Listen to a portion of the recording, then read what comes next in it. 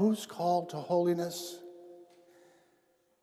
Well, our sacred scriptures today want to make it clear that every one of us is called to walk with God in life.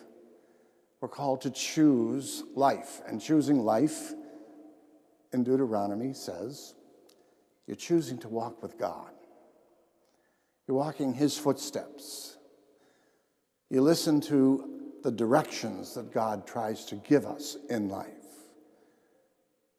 We try to pay attention to how God speaks to us in so very many ways. How he speaks to us in the quiet of our own hearts in prayer.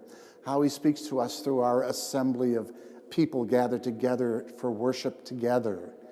How he speaks to us through the sacred scriptures. How he speaks to us through the circumstances of a particular situation. How he speaks to us through a loved one, a spouse, a child, a parent, a grandchild. We try to pay attention so that we can always choose his direction for ourselves. We can always choose his pathway that leads to fullness of life.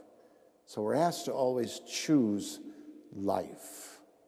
And Jesus helps us to understand what choosing life means if we're going to be following him. In the gospel, he tells us you have to pick up your cross and follow in his footsteps.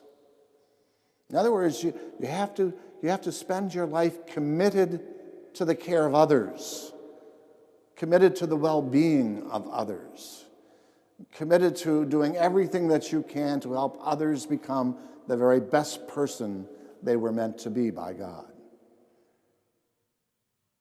Our choice today, as the book of Deuteronomy tells us, is between darkness and light. It's between bondage and freedom.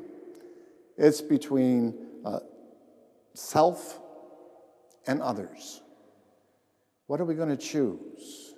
Our Lenten journey wants us to reflect the mind and heart of Jesus, so we have to follow in his footsteps as his followers, and his footsteps definitely lead us out of ourselves to spending our lives for the good of one another. So that's a very special calling that we've received, a special gift of this scripture that we're going to have today. We ask the Lord to help us to always choose to live our lives lovingly, reflective of the mind and heart of Jesus. In so doing, we pick up our cross, we follow Jesus daily, and we do so with confident hearts, confidence that we will be with him, he will be with us, and he will constantly be our support through all the trials and tribulations, as well as all the joys and happinesses of life. And we ask the Lord's special blessings in choosing life.